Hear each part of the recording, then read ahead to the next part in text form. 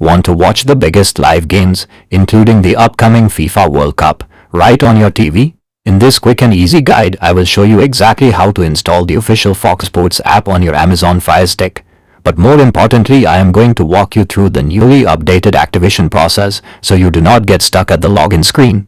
Let us dive right in. First, grab your Fire TV remote and head over to the Find or Search icon on your home screen. Type in Fox Sports. Once you see the official app icon, click on it and hit the download or get button. Give it a few seconds to install depending on your internet speed. Now here is where most people get confused. When you open the app and try to watch a live game or a FIFA World Cup match on FS1, it will ask you to activate your device. You will see an activation code on your TV screen along with a QR code. Leave your TV on this exact screen. Do not close it. You now have two easy options. You can either open a web browser on your phone and type in link to geo.fox.com or simply scan the QR code on the TV with your smartphone camera. Once the page loads, enter your activation code.